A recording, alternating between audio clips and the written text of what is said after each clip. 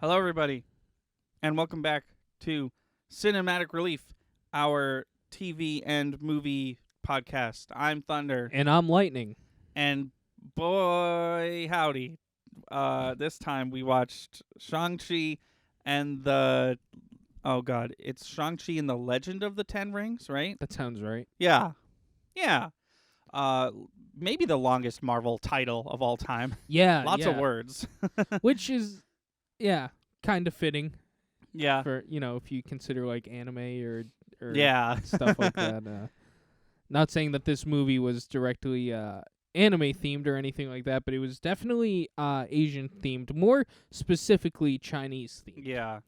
It was also it's also part of Marvel's whatever we're calling it, their weird experimental phase 4. This one was Marvel's Action. first attempt at a martial arts movie. Yes, better. Yeah, Black Widow was the action movie. This was the martial arts movie. Black Widow was the You got to talk within the vicinity Black of Widow 3 was feet of the- the microphone. Black Widow was the spy movie Yeah. type deal. It wasn't, it was good. Black Widow was good, don't get me wrong. Shang-Chi, I'll speak for myself. I thought it was absolutely incredible. Oh yeah, it's definitely up there. After I know Pauline's going to talk about this on the next podcast that she's on. Yeah. She's going to talk about her feelings and stuff, but she asked a good question of all the origin story Marvel films, where does this lie? And it's definitely in the top 3 or 4 for me. This was a good one. I mean, I honestly can't think of one that I like better. Are we considering Guardians of the Galaxy Volume 1? Yeah. Then maybe that one, because that was, when that movie came out, that was my favorite movie of all time for a few years there. Marvel origin movies. You got Iron Man, you got Captain America, now Black Widow, you got the Hulk, that one's up there. You got the first The Thor Black Widow movie was not an origin movie. I think that's what it was branded as. Was it? But it took place. Oh, you're right. You're absolutely right. The first 20 minutes was origin. Yeah. And then that was it. I'm sorry. Let's get Black Widow out of there. Black Panther though. Black Panther, Doctor Strange. Doctor Strange, yep. Guardians of the Galaxy, obviously. Thor, Spider-Man. I don't remember if you Is said Spider-Man Thor. an origin movie though? Well, if Spider-Man isn't an origin movie, neither is Black Panther, because they were both in Civil War. That's fair. All right, so we'll throw Spider-Man in there. I think the only contender is Guardians of the Galaxy versus Shang-Chi. Okay. I think Shang-Chi... So here's the deal, right? Here's something I want to say right at the top of this podcast. Ooh, excuse me. Because I'm going to talk a lot about how much I fucking absolutely loved this film. I think some of it might be the fact that I saw it in theaters. Yeah, you were saying that. This was the first movie we've seen in theaters, maybe since End Game.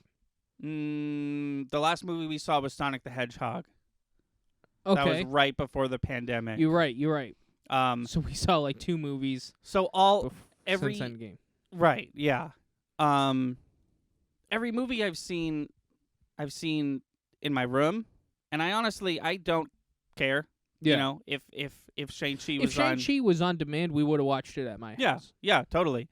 But I think that quite possibly the experience of going to the movie theater matters a little more than I thought it did. Yeah. I don't think it will be as extreme as what happened with Rogue One, because you and I don't know if we've ever talked about this. You and I both experienced, and others that we talked to all experienced the same phenomenon where we saw Rogue One opening weekend in theaters. We loved it. It was really good. We couldn't stop talking about how great it was. And then we watched it a second or even third time in the comfort of our own house, and we were like, this movie's weird and boring, and I don't know why I liked it that much. I can boil Rogue One down to a handful of scenes that are definitely iconic in the Star Wars universe now, but beyond that, that's kind of my feeling with Rogue One. It was okay. It happened. Yeah. And I was there for it. And if I was showing somebody the Star Wars universe for the first time and I was showing them the films canonically, I would absolutely watch Rogue One. I mean, honestly, I liked Solo a hell of a lot more than I liked Rogue One. Me too. And if we were crunched for time, I'd kick Solo before Rogue One because it doesn't quite. It's not as important to the plot as Rogue One is. Yeah, I'll give it that for sure. But I just want to say, take everything that I say with a grain of salt, because there is a possibility that this gets released for, on Disney Plus, and I watch it and I'm like, and you say, eh, and then I'm like, I don't think I'm gonna dislike it. I think if anything, it's gonna be like, that was good. I overhyped it though, or something like that. You know. So we'll see. But as of right now, I absolutely loved it and can't stop talking about it. This movie had maybe some of the best fight scenes in any Marvel movie. Dude, the bus scene, that first scene where the dad and mom are like meeting / fighting each other / like falling in love. That scene was so beautiful. That might have been like the most beautiful Marvel scene ever. And then you go look up how much of that was like real and how much of it was CGI, and like most of it was real. Like, that's cool. The leaves flying everywhere were CGI, and the fighting was, a little fake, and nothing else. Like, that whole thing was a giant set that they made. Wow. And maybe there was a CGI lighting touch up. Yeah. But other than that, that blew my mind. I saw pictures of the actors on that set, and I was like, this is all real? This is a real set? This whole thing? That's crazy. And it was so... That was and it's early on. I know why they did it. They did it because there's going to be people like me who every time I tune into the experimental thing, WandaVision, Black Widow, what was the other one? Hawkeye, but that didn't happen yet. Anytime I tune into like the new and this is Marvel's take on this genre, I'm always a little like, is this gonna suck? So Falcon and the Winter Soldier, by the way. Yeah. No, I hear you. You're like, is this gonna suck? Right. And then you see that scene, and if you're me, you're like, well, no, it's not gonna suck. This scene was incredible. It's important that they put that scene right up front, and it was so well done. And I want to add to that because obviously they've been expanding their list of Marvel characters for years now. You started off with the 5 Avengers, and you have. Yep. Did I say the right amount? Yeah, I said yep. Yeah. 6 technically. 6, right? If you count Hawkeye. Yeah, of course. Yeah. Well, that's the thing too. You have Iron Man. Even if we go back to when the first Avengers movie came out, it's like people are like, "Oh yeah, I know Iron Man now," and Captain America, obviously, Thor. Maybe sure. I missed the Thor movie. Yeah, and I know the Hulk. Right. And then like at that point in time, who gives a shit? It's Black Widow and Hawkeye. Okay, but we got the characters, and we all know who the characters are. Then Spider-Man comes along. Then Winter Soldier gets attached, and then then we start getting to the lesser known heroes. To here we are at Shang-Chi. See, I knew nothing about Shang-Chi. Doctor Strange, I get it. He's a wizard, essentially. That's what he is. But now we're at the point where these movies have got to be good, and this character, there's no legacy behind this character, as far as I'm concerned. Right. I'm sure hardcore comic book fans are saying differently, but as me, the average moviegoer who's into Marvel, no legacy for this character to fall on. You have to convince me, and they killed it, which makes me really excited for Miss Marvel and everybody else they've coming out. She-Hulk. Yeah. It's like I know a little bit about Miss Marvel because of the Avengers game, but I know almost nothing. And you have to make it interesting. It's interesting you bring that up because you're right. Everything's been intentional, Yeah. They would have never risked a Doctor Strange or Black Panther movie in Phase 1, Right. Phase 1 they had to stick to the the four that everyone expected to stick to, and then an Avengers movie, you know? Right. Oh, excuse me. But what's interesting about Shang-Chi is that this character is a character that has, like, always been brought up. Like, I feel like since the Incredible Hulk movie, I've been hearing things about, like, and also they're going to make a Shang-Chi movie. Really? Yeah, they've been talking about this for a long time, and I think they intentionally, and by they I mean Kevin Feige, I think they intentionally waited until now. Yeah. Like, I don't think, as much as Kevin Feige and a bunch of people over at Marvel love Shang-Chi and would love to make an amazing Shang-Chi movie, I don't think they were going to do it until post End Game because of the reasons you said. Because, like, even if you're a passive comic book movie fan, like, you know about it, and it's 2010, right? You know about the fucking Hulk. You know about Iron Man. You know about Captain America. You know about Spider-Man and Wolverine and all these, like, legacy characters that even if you've never touched a comic, you know about these characters. Yeah. But no one. Right. The amount of people who hear the word Shang-Chi and are like, oh, the Marvel character is, like, way fewer, you know? So it is interesting that you bring that up because you're right. But it like everything, it seems really intentional. And I honestly I am glad they waited, because I'm not gonna lie, back when, you know, the MCU was, like, not even called that anymore and Shang-Chi's name was floating around, I was like, man, I don't care. Right. Because I'm sitting there, you know, not knowing anything about rights. Well, you have so much to look forward to. Right. I'm like, when's Spider-Man coming? I want to know what Iron Man's going to do next. Right. Yeah.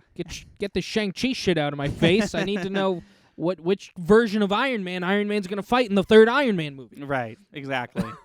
Turns out he fought the Mandarin, who is the actual who is the bad guy in this movie. I didn't even mean to make that connection. Yeah, I didn't even mean to do that. What a well thought out joke I made that I didn't even mean to make. Get that Shang-Chi shit out of my face. I need to know what version of the Mandarin Iron Man that Iron Man's gonna fight in Iron Man 3. Oh, it's the Mandarin. Kind of. I mean, not really. Right? Yeah. Not. Yeah. Of course. The joke is not was really incredible.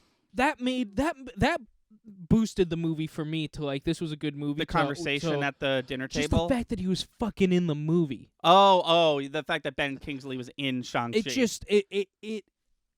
Can I make a comparison here? Yeah. And I'm gonna tread lightly. I was gonna make this comparison. No, I know, but I was gonna make this comparison a few different ways. I said to you, and I know we gave it a harsh review, so we took the episode down. But I said to you, Black Panther felt disjointed from the rest of the MCU at that point. Because Black Panther is not a superhero. Right. And your argument was there's many anyone can be Black Panther, you just eat the plant. Right. Well, not even beyond that. I forget the fact that he has superpowers, how he gets them doesn't really matter. There's no other Marvel reference really in that film until the end credits, except for Claw and Ross, but they even kind of feel like Black Panther characters that were in other things first, right? Because they are. Everett Ross and Ulysses Claw are from the comics Black Panther characters, and I've until you mention it right now, I've always pictured them that way. Oh yeah, they were Black Panther characters, but T'Challa's a king first hero, and I put hero in parentheses because rightfully so, he only cares about Wakanda. Right. Where at that time you look at the rest of the Avengers and the rest of the MCU, it's either global or universal crises that they're focusing on. It just felt disjointed. You take a step over to Shang-Chi and you get the Ben Kingsley in there, and you're like, oh, what? And then the very end of the film, it totally it's like they're literally like, step through this portal. Once you're on the other side, they stamp them on the forehead. They say, welcome to the Avengers. Yeah. Well, plus you got the whole, you got Wong versus the Abomination. Right. It just it feels more integrated into the Marvel Cinematic Universe without like trying to. But it still feels disjointed until the end. To me, I felt similarly to Black Panther, but I felt like it was more intentional. Yeah. I felt like they were like, here's just some kid. Well, what also helps was that you can tell that Shang-Chi and Katie like know about the Avengers. Right. You know, like right. they're as much a fan of Iron Man as you and me are. Right. No, it felt you turn into that kid. Yeah. It felt, if this makes any sense, it felt similarly disjointed, but more well done and more intentional. In terms of just being disjointed from the rest of the MCU. Yeah. It felt like they kicked it up a notch from Black Panther. Another thing, I'm going to tread very lightly on this aspect. I can only go off of getting Pauline's comments while we were watching the film. Yeah. Black Panther was saturated in cultural references. Mm-hmm. This film definitely cut back, but it seemed like where they cut back, they hinted in small little spots at the beginning of the film before any of the crazy ass. But when he's just an Asian guy, right? Like there's no other aspects to this character except we're just watching him in San Francisco. Yeah. Hanging out. Pauline was just cracking up. She was like, "That's perfect. That's perfect. Yeah. That's perfect." And it might like you. Again, you go back to Black Panther, and it's just a little too obvious. Like, she was laughing at things I wasn't laughing at because she gets it and I don't. In Black Panther, it was like, I think I get every cultural reference because they throw it in your face. Yeah. I feel like this one was a little more subtle that way. And again, I'm going to tread lightly because I'm not either of these creeds, cultures, nationalities. Right. But if even in that aspect it felt like this one touched it up a bit. I'm just making these comparisons because I feel like there's been Marvel movies with characters of different ethnicities, but Black Panther and Shang-Chi feel like the only two Marvel movies thus far that are like, this is a cultural statement. No, it's an interesting... Falcon and the Winter Soldier, but to a slightly lesser extent. Right. No, it's an interesting case study. I didn't think about it like that. Black Panther and Shang-Chi, and those are the 10 ranks, hold a lot of similarities, but like not where you'd expect them to. Yeah. I have a question. I have an interesting, not interesting. What the fuck? My question's very interesting, so please listen. I have a question. Is it interesting? I don't know. Who fucking knows? I don't normally do this, but did you? Because I feel like this conversation we're having could extend a bit further. Did you happen to tune into What If episode 6 yet? The one about Killmonger? Okay. Not yet. Okay. I'm interested to see what you think about it. Sure. It's what if Killmonger saved Tony Stark at the beginning of Iron Man 1. That's interesting. Oh, because he was in Afghanistan. Shit. He was in the Afghanistan war. Wow. Yeah. That's interesting. Okay. Yeah. I'm curious to see what you think about it. Because like spoilers, some of it takes place in Wakanda. Yeah. Anyways. And like I have high hopes for Black Panther 2. Me too. I'm not shitting on Black Panther. I'm just saying I think like let's make this comparison between Rocky 1 and Rocky 2. Okay. They made the Rocky film. No sports movie had been made like that before. Yeah. And it's okay. When you watch it today, you're like, all right, Rocky 1's fine. Then you watch Rocky 2, and it's like, oh, they figured it out. Right. Yeah. That's kind of the way I'm feeling right now. And I have a feeling Black Panther 2 is going to be incredible. But it kind of seems intentional. I know I keep bringing that up, but that seems intentional. I feel like Black Panther 2 is going to be better than Black Panther 1. Ooh, excuse me. But I think it was always going to be. I think that, like, I'm at Marvel and I'm making the Black Panther movie, and I know the movie I need to make. Yeah. And I know what the sequel's going to look like. You know, maybe not exactly the same since Chadwick Boseman has passed away. Right. But I feel like we've talked about this before, I feel like Black Panther 2 is going to be like, now we're going to get into like, it's Black Panther versus villain, and the villain is a legacy Marvel Comics character. Yeah. Like there's been a there's been rumors that it's going to be Namor, the Sea Mariner, because he's like, sometimes in the comics, I guess Black Panther and Namor are kind of like king of the land, king of the sea type shit. Okay. Because Namor the Submariner is. We don't have a lot Marvel's- of that in MCU. I feel like DC's been doing a lot of that. Yeah. But there's not a lot of sea-bound villains or heroes. I mean, if that's the case, then it's coming, because Namor the Sea Mariner is literally just the Friday the 13th to Aquaman's Halloween, if you will. Okay, sure. But yeah, no, this movie was great. It was good, Yeah. and I liked it a lot. I was pleasantly surprised at the CGI lions. I thought, because it's very clear that they, in canon, that they were the inspiration for kind of early Chinese art. Yeah, And all the mythical creatures at, I don't remember the name of the land, but at this like part of the world that no one has access to unless you like beat this water maze. They were all like real living interpretations of like mythical Chinese creatures, like the nine-tailed fox and the otherwise known as Ninetales. No, you keep saying that. The nine-tailed fox, it's like a thing. No, it's what Ninetales is based off of. I'm sure. And the lions and and then of course the dragon. Well, yeah, the dragon that, was like, incredible. If they made a live-action Dragon Ball and that's what Shenron looked like, except he was green, like, you did it. Yeah. You nailed it. Yeah. Ben Kingsley's little fictional character. Oh, the little faceless. Yeah. I'm sure he's either a part of Chinese mythology or a part of ancient Chinese artwork. Yeah. Like, how do you just come up? Because he fits the world very well. Oh, yeah, yeah. I just loved Ben Kingsley's chemistry with this CGI creature. Yeah. It was fun to watch.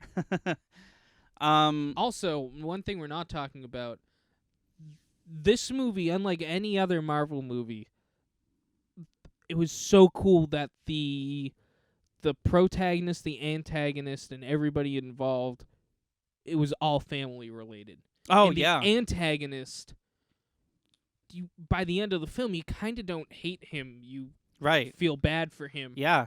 No, and he does he die? Oh, he does die, doesn't he? Yeah, I'm pretty sure. Yeah. It's a common opinion that people have about things like this. The best kind of villains are the sympathetic villains. Yeah. Because then you have villains like fucking, I don't know. You have villains like Scar from Lion King, who's just a dickhead. And then you have villains like Thanos, who you're like, he's really evil, but like I can see why he's doing this. Like I could maybe, if put in his situation, see myself doing this too, you know? Yeah. But no, it is really cool. The main character, the antagonist is the dad, and then the main character, does that classic movie thing of like, I need someone else's help, and that someone was his aunt, right? Not his mom. His mom has passed away, Right. Or killed rather. But yeah, everyone involved is like part of the same family, which is cool. Other than Katie, and I think Katie, Awkwafina, right? Yeah, the character played by Awkwafina. And here's the thing, I was fully expecting to dislike her character. Yeah. I don't know why. I've never seen anything with Awkwafina in it other than a few commercials. I think you expected her to bring the sitcom humor that everybody else who's in a sitcom thus far in Marvel has kind of subtly brought that kind of humor into it. No, I don't know.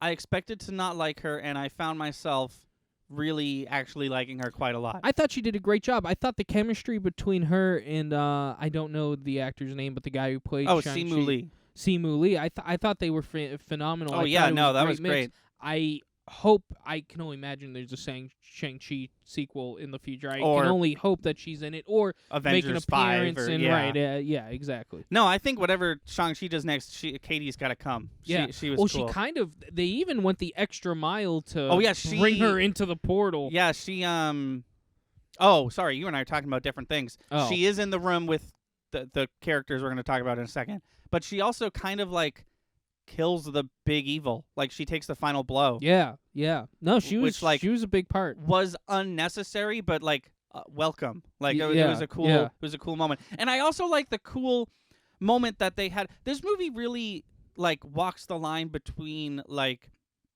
tradition and modernization, where we have Wenwu, that's the dad's character's name, because he's not going by the Mandarin. We're just calling him by his real name. We have Wenwu, who's who's first of all been alive for hundreds of years. Yeah. But also is very like, no, you're my son, and this is tradition, and we've got to use martial arts to do this. And then we've got that contrasted with Shang-Chi and Katie, who are very much just like, they're going to karaoke. They're they have modern day like jobs in San Francisco, and they're like riding the bus and stuff like that. And there's just this perfect moment where these two concepts like combine with each other, where Katie is training with someone from this fictional realm to be good at archery, and the time has come for it's battle time, and everyone who's an archer should be doing archery stuff. Yeah. And she's like, I'm ready, and he's like, no, you're not.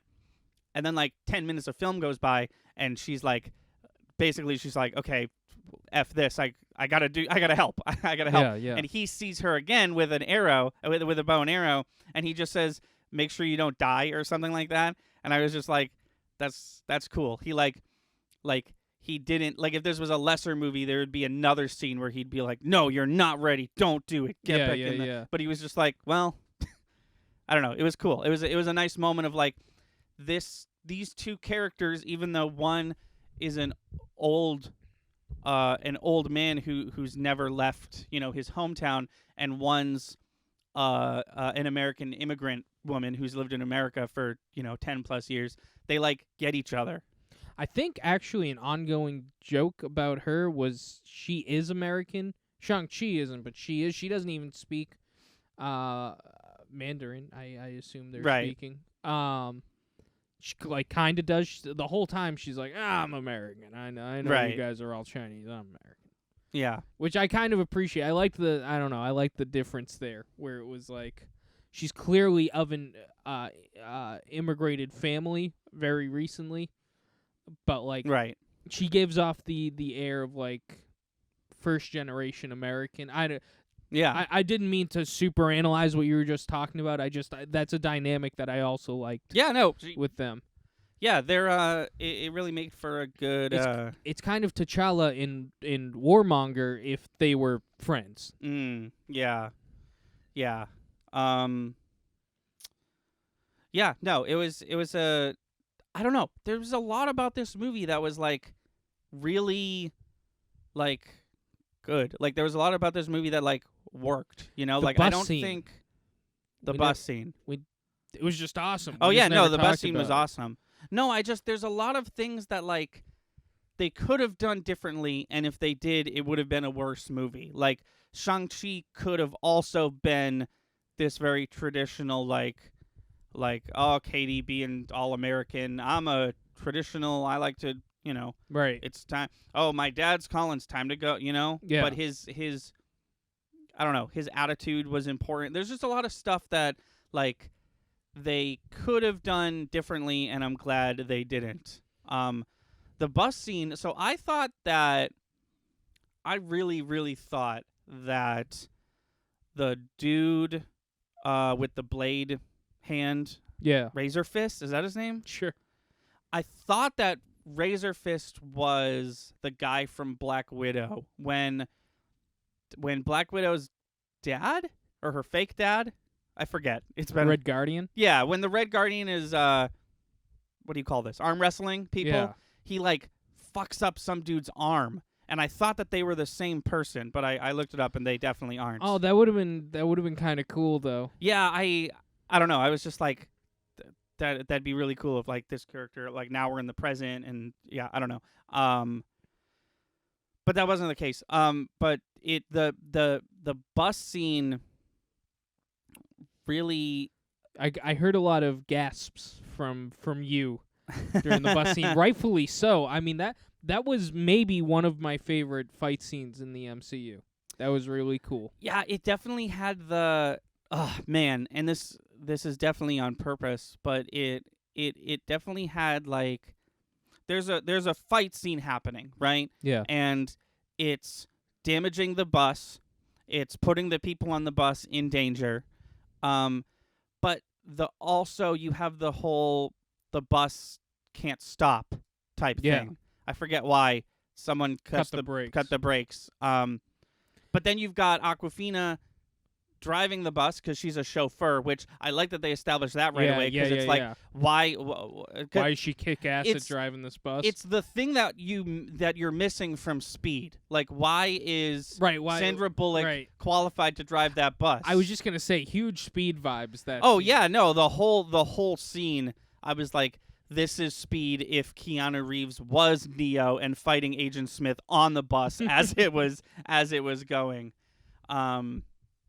No, it was a really well put together scene, which really it looked phenomenal too. It's just a nice little allegory for the whole movie. It was just a well put together movie. You can tell that whether it was Kevin Feige herself or whomever it was, whoever's responsible for the writing and the choreography and the pacing of this movie, it really feels like they've been working on this for like 12 years. Yeah. It really feels like they were like, okay, we've perfected the Shang-Chi movie, now we just have to make it and release it, I don't know. It was I really didn't expect to like it this much. Like it was definitely and I'm still kind of feeling this way about Eternals, but it honestly, the last three, Black Widow, Eternals, and Shang-Chi, I've just kind of been like, those might as well happen. I'm just riding this wave until we get to Spider-Man. Same.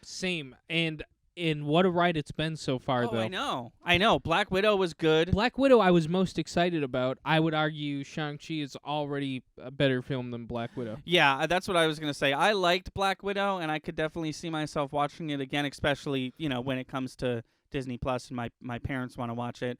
But Shang-Chi, I was just, like, blown away. Which is hilarious because, as we've been talking about, it's a brand new character that we haven't met yet.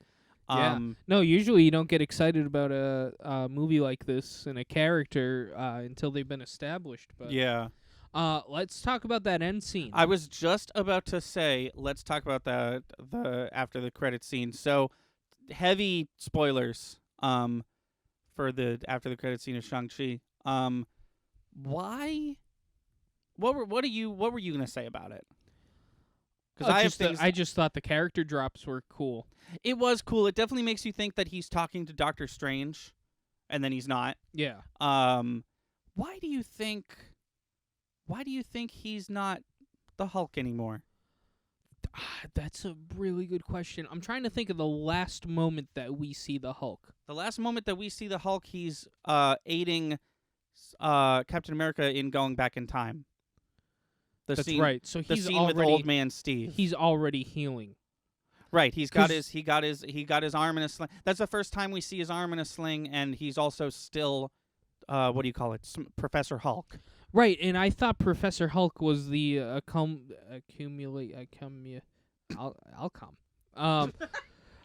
thought that this was a threat. I thought that this was final boss Hulk. I thought that this was like Hulk has finally figured himself out. Yeah. I know there's what's it called? God Hulk or whatever. There's like super old Hulk, won't die Hulk. He's for some reason he's called Maestro Hulk. That's what you're Hulk. Thinking of. Maestro Hulk.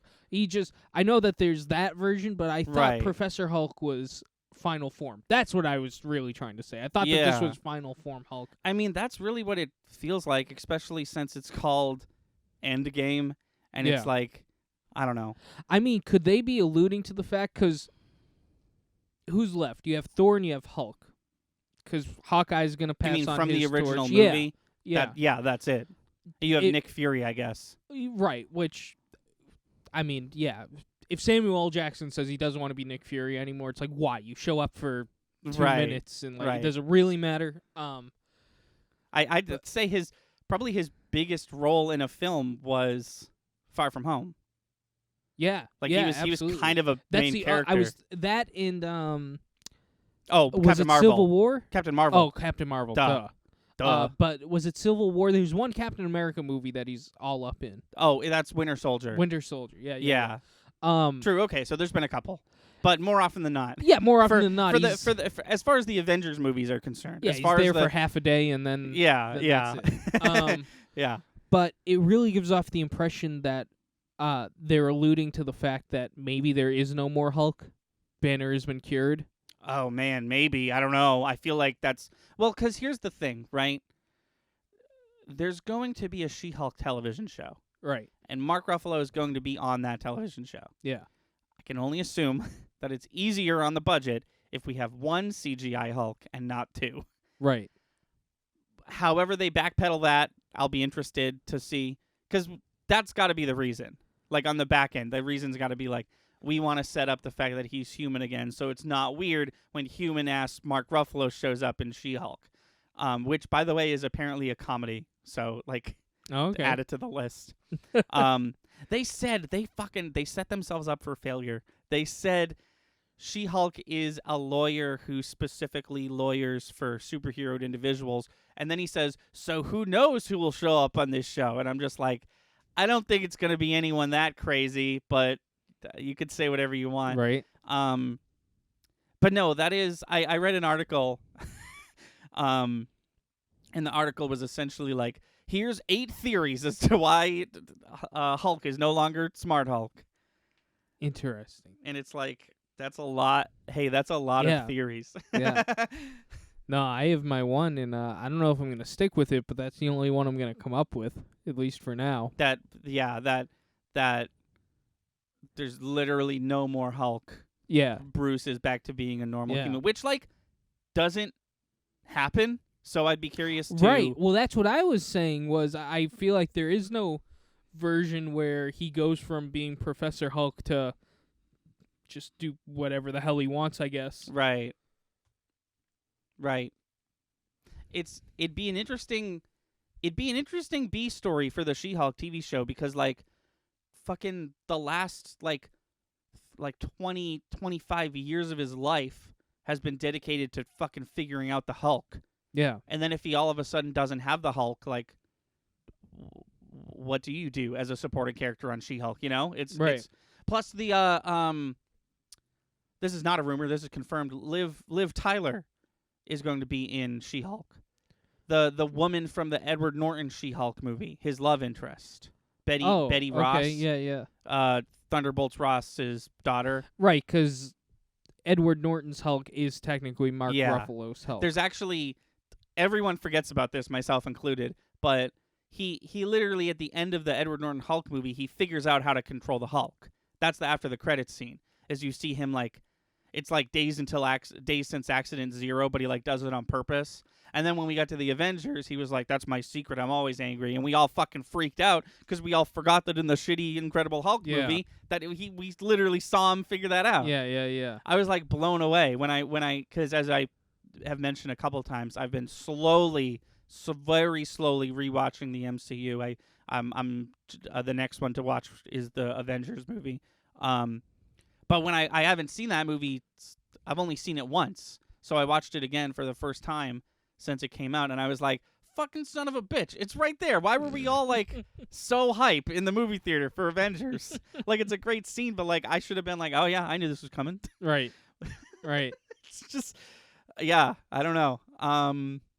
What were we talking about? Oh, yeah. Shang-Chi, the movie. Right. But the other thing is, like, I don't know. We're also not even talking about Captain Marvel. Captain Marvel was also in this film, which is just nuts.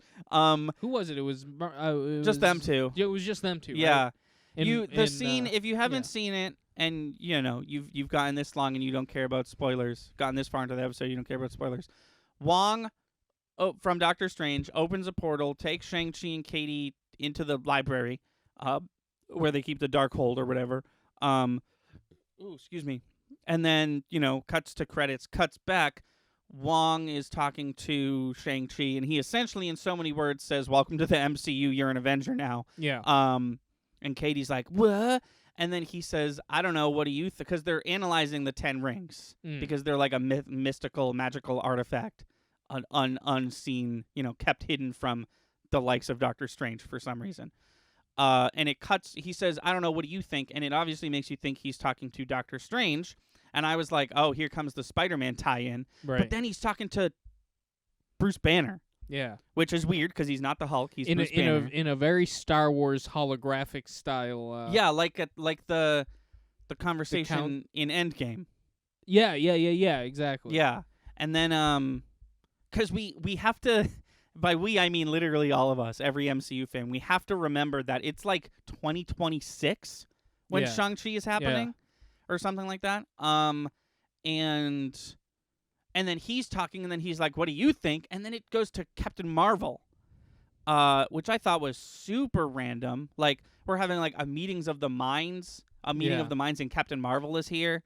And it was a funny little scene, which probably has huge implications on the rest of the MCU that we'll not know about for like 5+ more years. But I was just like, it makes sense, right? Because like, but it's just like, I don't know. I don't know why. I think it's because she lives in space and she only shows up when Thanos snaps his fingers. But I put Captain Marvel on such a high pedestal of like appearing, and I guess I shouldn't, because in reality she's played by Brie Larson, and what the fuck else does Brie Larson have going on other than playing Animal Crossing and guest starring in Shang-Chi? But whenever she shows up, I'm just like, whoa, this must be fucking important because Captain Marvel showed up. Right. But maybe that's just me. Maybe I shouldn't think that. Well, no, I mean, you think that way because she fucked off for 20 years as far as seriously. Yeah. Like she didn't show up for 20 years in between 2 movies. Yeah. Yeah, no, exactly. And then she fucked off for another like week or so, and then she basically came back just in time to punch Thanos in the face. And then attend Tony Stark's funeral. Yeah. And this is the first time we've seen her since then. She's going to be in Miss Marvel. Is Miss Marvel getting a TV show? Yes. Okay, sorry. So Captain Marvel isn't going to be in that. Miss Marvel is going to be in Captain Marvel 2, but Captain Marvel 2 has been renamed The Marvels. Yes. So it's that movie is going to have Miss Marvel, Captain Marvel, and what is her name? Monica from WandaVision. Yeah. Yeah. And probably a few Skrulls. Probably. I can only imagine. I can only imagine a couple probably different the Skrulls. Skrull. Probably the Skrull. Maybe. Well, no, he's still on Earth. Right. He's still Nick Fury for all we know. Right. I'm telling you, we're in like a weird limbo version of the MCU where no one knows what the fuck is going on. And all the movies are like these very localized, like the Black Widow one's a flashback, and the Shang-Chi one is his origin story, and the Eternals one is going to be what they're doing while all this stuff that we can't hear about is going on. Meanwhile, there's this fucking, the woman from Seinfeld is running amok doing something, creating the Dark Avengers or whatever. But they're also definitely like 6 or 7 members of the Young Avengers have shown up at some point. Yeah. So I don't know. I'm just like really excited about what's next. But I'm also really excited about Shang-Chi. Like, it was really good. And I can't stress that enough. And I hope people are enjoying it. I mean, I know people are enjoying it as much as we are, because it had like, for like the first week, it had like a 97 on Rotten Tomatoes. Oh, really? And everyone was like, yeah. And everyone was like, oh, it's fucking incredible. And this was, because what happened was you and I went to Comic-Con, right? Yeah. You and I went to Comic-Con like the day after Shang-Chi premiered, or the day. It was the day Shang-Chi premiered. We were going to, like most people, we were going to just pull it up on Disney Plus. Yeah. But it's and not watch on it in the hotel. Right, just watch it in the hotel. It's not on Disney Plus. It's only in theaters. So we basically spent all of Comic-Con saying maybe we'll go see it the Monday or Tuesday after Comic-Con. in the meanwhile, reviews are rolling in, and apparently this movie's goddamn incredible. Yeah. And I was like, okay. I remember you saying that in the hotel, and I was like, in my head, I was like, yeah, I'm sure it's good. Yeah. Sure. Well, because also we suck. were focused on Comic-Con stuff, so we were like, Right. oh, that's good. Good for that. Yeah. Let's catch you on the flip. And then we did, and it was absolutely phenomenal. And I really liked it. Not a dull moment in the movie. No, not really. Just a lot of like.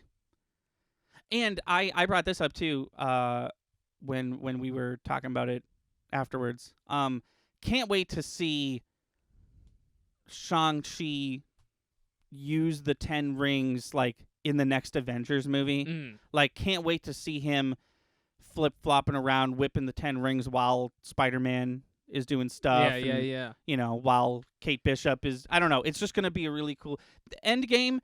What happens at the end of Endgame, the last, like, 20 minutes, that, like, big battle, I'm just, like, really looking forward to the next time something like that happens, even if it's on a super small scale, where there's, like, anywhere between 4 to 13 Avengers, and they're, you know, they just get to use all their powers in tandem like that. I don't know. I'm just... Visually speaking, I was watching Shang-Chi, I was watching the things that these fucking rings can do, and I was like, that's fucking cool. That's going to look so cool when he's I mean, it looks cool now, but it's going to look cool when he's with Doctor Strange and Thor and Spider-Man and all them. Yeah. If you can't tell, I'm really... I just really love this movie. I was very excited to talk about it, and I hope everyone likes it as much as I did. I hope I'm not overhyping it. It was just really good. Yeah, it was a good movie. Definitely higher up on the list for me. Actually, I have to grade it. Oh yeah. I haven't graded it yet. I was yeah, let me talk about this while I find your ratings. I was looking through the ratings the other day, and I noticed that there's one that's missing. Oh. There's one that we one way or another, we forgot to get your opinion of it. Sorry, I'm just trying to find it. I know it's not... I know it's somewhere around here. Oh my god. And then I never found it. What if I just never found it? That'd suck. There it is. Okay, so... There's... I actually already wrote Shang-Chi and the Legend of the Ten Rings on the list. Good. So I have 3 questions for you. Sure. You've started doing these out of 5. Yes. What did you think of Thor: Dark World? Because that's not written here for some reason. You and I didn't watch it together. Right. I've only seen it once in like half. I don't even know if I've seen all of Thor: The Dark World. I'd have to watch it again. Okay. I don't want to give it a rating because I can maybe think of 2 scenes from that movie right now. Okay. What about The Incredible Hulk? Never seen it all the way. Oh, interesting. If you want me to give a score on it, I'll let you decide. I fell asleep watching it once. Last but not least, before we get to Shang-Chi and the Legend of the Ten Rings, what did you think of Avengers End Game? Oh, really? Because we never wrote that one down for some reason. 5 out of 5. Okay. Avengers End Game. Wow, just for reference, the only other 5 out of 5 is Avengers Infinity War. Yeah. Yeah. And I even liked Endgame better than Infinity War. All right, and now which brings us to just as a Phase 4 reminder, Far From Home got a 4, WandaVision got a 3, Falcon and the Winter Soldier got a 3.5, Loki got a 3.4, and Black Widow got a 4 out of 5. Black Widow got a 4 out of 5. I give Shang-Chi a 4.2. 4.2. All right, we're just getting nitty gritty, loosey goosey with these. Yeah, well, I mean, I gave what was it? Loki a 3.4. I can give Shang-Chi a 4.2. No, you didn't start doing that until recently, which is hilarious. Well, okay. Now it's getting tough because then you say that I gave WandaVision a 3, which, like, WandaVision is not one of my favorite MCU things. Right. And then, what? Shang-Chi's only a point better than WandaVision? Not in my eyes, it's not. Yeah, for reference, you gave Doctor Strange and Captain Marvel a 3, but it looks like you gave Ant-Man, and you gave Guardians of the Galaxy 2 a 3, but it looks like you gave Ant-Man a 2.5. So you liked WandaVision more than you liked Ant-Man, declaratively. The first Ant-Man. Ant-Man and the Wasp, you give a 3.5. Yeah, so you liked that right. more than WandaVision. That sounds right. And you like that as much as you liked Falcon and the Winter Soldier. Are we going to do a cinematic relief on the Eternals? Yeah, of course. Okay, cool. And then, of course, is it Spider-Man and then Hawkeye? Or is it's Hawkeye and then Spider-Man, isn't it? Because Hawkeye is November. And Spider-Man Something is December 17th, if I remember correctly. Yeah, that's Spider-Man, I'm pretty Spider-Man? sure. And then Hawkeye is November, 13th or something like that. Interesting that that's the Christmas one, then. It's probably going to end around Christmas, assuming it's 6 episodes like all the other ones were. Oh, duh. Right. No, you're right there. I guess WandaVision was 9, right? But it it was just as long as the other ones. Yeah. Yeah, cool. So look out for that. I can tell you this, the next episode, because of the upcoming schedule of the two people on this podcast, next episode's probably going to be The Disaster Artist. It's a episode that we filmed a while ago and then just forgot to upload because we watched The Room and The Disaster Artist in the same weekend. And our goal was to do a cinematic relief on both. And we did. We just forgot to upload the Disaster Artist one. That's funny. So it'll probably be that and then the end. And then the end game. Will we do a cinematic relief on the new Space Jam? Who knows? Who knows? My God. Oh, no. We sat through that piece of shit. We haven't made a cinematic relief for that movie yet? No, we haven't. Oh, my God. I could have sworn we did. No, because there was a lot of stuff. We did Loki and Black Widow and, Suicide Squad. Suicide Squad kind of took the slot that Space Jam would have released in. So we'll it sounds like we'll definitely do a Space Jam 2 one at some point. I mean, I just feel like I had wasted my time if we don't. I mean, Space Jam 2, it was bad. I was gonna say it wasn't bad. It was bad, but it wasn't not entertaining. I wouldn't watch it a second time, but it's definitely fun to talk about. It's so maybe we'll do it. A 0.2 on my Marvel scale. It would have gotten a 0.5, but I demoted it 3 points because it is in fact not part of the MCU. Okay. Yes. You're right. There are no Marvel characters in that movie. Surprisingly, because fucking everyone is in that movie. They literally, if Disney bought Space Jam, they would have been. But Warner Brothers did. God, I have such a fun. Oh wait, they are Warner Brothers. Yeah, Warner Brothers is Space Jam. They were always Warner Brothers. Yeah. So I assumed somebody had bought them out at this point, but no. No. Still owned by Warner Brothers. There's so many fun, totally normal, completely not psychotic trivia facts about Space Jam 2 on the Wikipedia article. Oh, really? Including what a Space Jam 3 will probably look like. So if you want to hear about that, tune into our Space Jam 2 episode whenever that releases. And because it'll definitely be released after this one. But thank you so much for listening. You're welcome. If you're no, but what about Roger Ebert?